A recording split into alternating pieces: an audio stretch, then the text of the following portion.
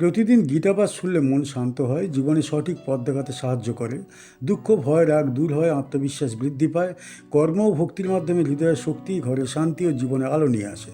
তাই প্রতিদিন আমাদের চ্যানেল থেকে 2টি শ্লোক সহ একটি পাঠ শুনুন। ইয়চ্চাবহাসার্থমৎসত্তিতোষি বিহারো শয়্যাসন ভোজনেষু एको हतो वापि चियुत তৎসমক্ষম তৎসাময়ে ত্বমহম অপ্রমেয়ম।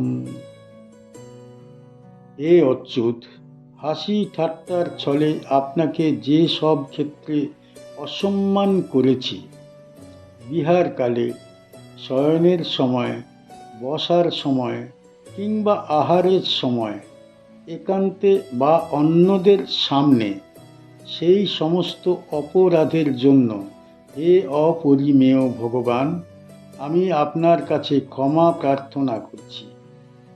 ইয়চ্চ মানে যা কিছু, অবহাসার্থম পরিহাসের উদ্দেশ্যে বা হাসি ঠাট্টার ছলে, অসৎকৃত অসি মানে অসম্মানিত হয়েছ, বিহার মানে আমোদ প্রমোদ বা চলাফেরা, শয়্যা মানে শয়ন, আসন মানে বসা, ভোজনেষু মানে আহারের সময়, একহ মানে একান্তে, অথবা অপি মানে অথবা, অচ্যুত মানে হে ভগবান, যার পতন নেই, তৎসমক্ষম মানে সকলের সামনে, তৎ মানে সেই সমস্ত, সাময়ে মানে ক্ষমা চাই, ত্বম মানে আপনার কাছে, অহম মানে আমি, অপ্রমেয়ম মানে হে অপরিমেয়, যার পরিমাপ নেই।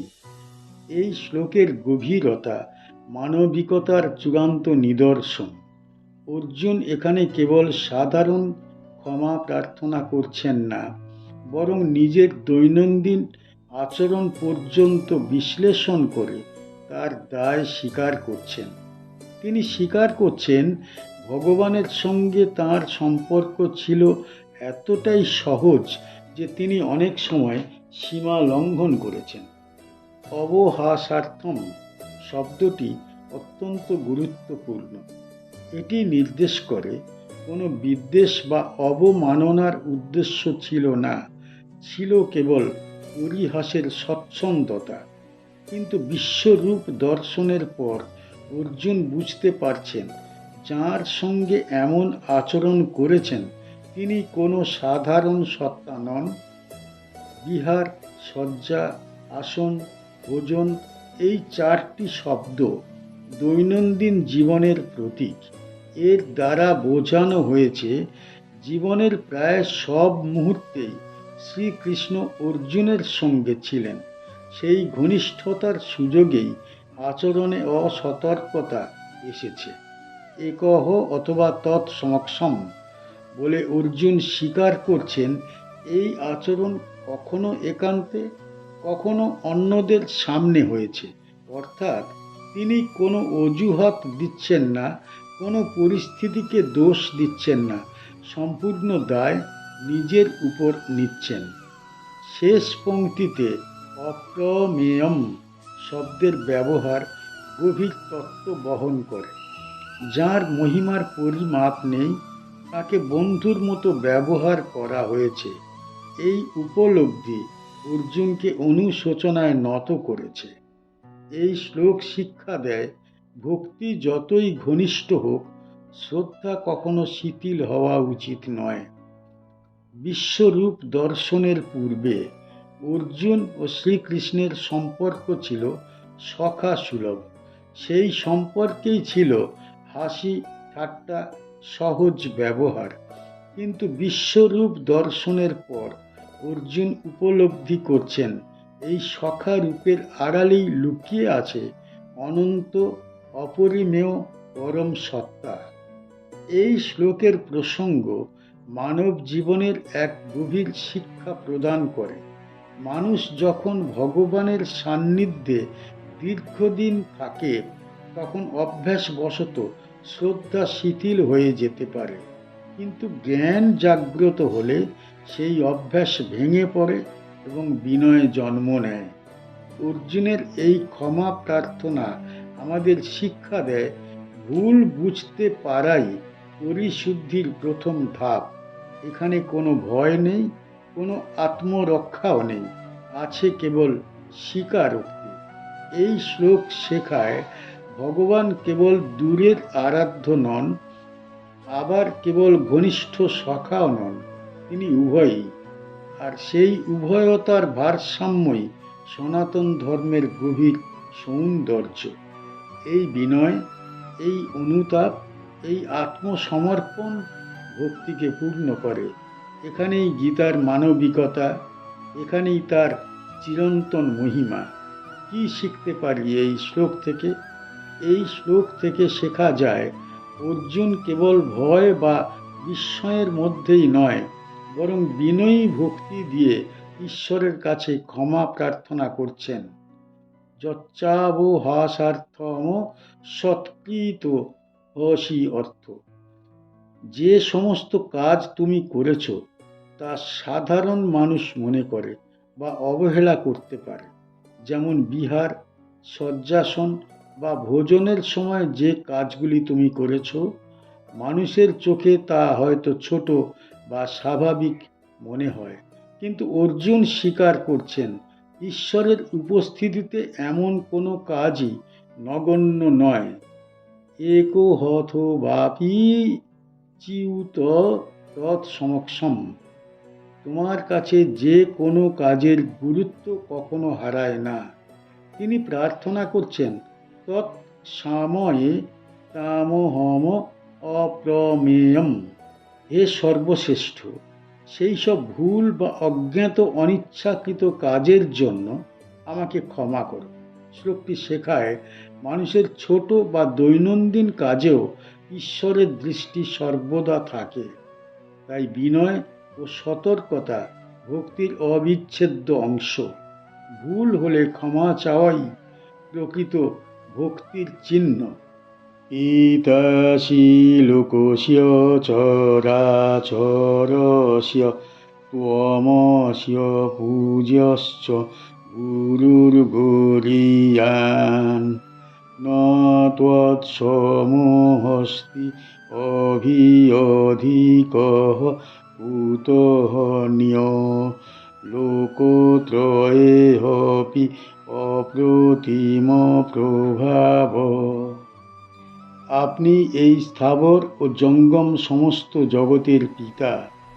আপনি এই জগতের সর্বাধিক পূজনীয় এবং সকল গুরুর গুরু। আপনার সমান কেউ নেই। আপনার চেয়ে শ্রেষ্ঠ তো আর কারো কথা চিন্তা করাই যায় না। তিন লোকের মধ্যেও আপনার প্রভাবের কোনো তুলনা নেই। পিতা অসি মানে আপনি পিতা, লোকস্য মানে সমস্ত জগতের, চরাচরস্য মানে স্থাবর ও জঙ্গম সকল সত্তার, ত্বম মানে আপনি, অস্য মানে এই জগতের, পূজ্য মানে পূজনীয়, চ মানে এবং, গুরু মানে গুরু, গরিয়ান মানে গুরুর গুরু, সর্বশ্রেষ্ঠ, ন মানে নেই, তৎসমহ মানে আপনার সমান, অস্তি মানে আছে, অধিক মানে শ্রেষ্ঠ, কুতঃ মানে কোথা থেকে হবে, অনিয়ঃ মানে অন্য কেউ, লোকত্রয়ে মানে তিন লোকের মধ্যে, অপি মানে এমনকি, অপ্রতিম মানে যার তুলনা নেই, প্রভাব মানে মহিমা বা শক্তি। এই শ্লোকে অর্জুন ভগবানকে কেবল ইষ্টদেব বা সখা রূপে নয়, সমগ্র সৃষ্টির পিতা রূপে স্বীকার করছেন। চরাচরস্য লোকস্য পিতা। এই বাক্যে ঘোষণা করা হয়েছে, স্থির বা চলমান যা কিছু আছে তার সকলের মূল উৎস ভগবান। পূজ্যশ্চ গুরুর্গরীয়ান। এখানে অত্যন্ত গভীর ভাব প্রকাশিত। জগতে বহু গুরু থাকতে পারে, কিন্তু যিনি সকল জ্ঞান প্রদান করেন, যার কাছ থেকে বেদ, তপস্যা ও ধর্মের উদ্ভব, তিনি গুরুর ও গুরু। তার উপরে আর কোনো কর্তৃত্ব নেই। তৃতীয় পংক্তিতে অর্জুন নিঃসন্দেহে ঘোষণা করছেন, ভগবানের সমান কেউ নেই, এমনকি তাঁর চেয়ে শ্রেষ্ঠ হওয়ার প্রশ্নই ওঠে না। এই ঘোষণা কোনো আবেগের ফল নয়, এটি প্রত্যক্ষ উপলব্ধির ফল। শেষ পংক্তিতে লোকত্রয় অপি অপ্রতিম প্রভাব বলে বোঝানো হয়েছে, স্বর্গ, মর্ত্য ও পাতাল এই তিন লোকের মধ্যেও ভগবানের প্রভাবের তুলনা নেই। তার শক্তি সীমাবদ্ধ নয়, তার মহিমা খণ্ডিতও নয়। বিশ্বরূপ দর্শনের পর অর্জুনের সমস্ত মানদণ্ড ভেঙে পড়েছে। আগে যাকে বন্ধু ভাবতেন, এখন তাকেই তিনি সর্বজনক, সর্বগুরু ও সর্বোচ্চ আশ্রয় হিসাবে উপলব্ধি করছেন। এই শ্লোকের প্রসঙ্গে গীতা আমাদের শিক্ষা দেয়, মানুষ প্রায়ই দেবতাদের মধ্যে তুলনা করে, কিন্তু পরম তত্ত্ব তুলনার বিষয় নয়। যিনি সব কিছুর উৎস, তার সঙ্গে আর কিছুরই তুলনা চলে না। এই শ্লোক মানব জীবনের এক গভীর সত্য স্মরণ করিয়ে দেয়। পিতা যেমন সন্তানের জন্ম দেন, গুরু যেমন জ্ঞান দেন, তেমনি ভগবান সৃষ্টির জন্মদাতা এবং চেতনার দাতা। এই উপলব্ধি অহংকার ভেঙে দেয়, বিনয়ে জন্ম দেয় ও ভক্তিকে পরিপূর্ণ করে। এখানে অর্জুনের কণ্ঠে কোনো দাবি নেই, কোনো প্রশ্ন নেই, আছে কেবল স্বীকৃতি। এই স্বীকৃতি যে ভগবানই সব এবং তাঁর তুলনা কেউ নয়। কি শিখতে পারি এই শ্লোক থেকে? এই শ্লোক থেকে শেখা যায় ঈশ্বরের মহিমা ও অতুলনীয়ত্ব। এখানে বলা হয়েছে, আপনি স্থির এবং চলমান সমস্ত জীবের পিতা। মানুষ প্রায়ই নিজেকে শক্তিশালী বা জ্ঞানের অধিকারী বলে মনে করে, কিন্তু এই শ্লোক মনে করায় আপনি প্রকৃত পিতা এবং সমস্ত সৃষ্টির মূল উৎস। ত্বমস্য পূজ্যশ্চ গুরুর গরীয়ান। আপনি সর্বাধিক পূজনীয় এবং সকল গুরুদেরও গুরু, অর্থাৎ ঈশ্বরের সমান কেউ নেই। তাই অহংকার, স্বয়ং সম্পূর্ণতার ধারণা মানুষের ক্ষেত্রে অযৌক্তিক।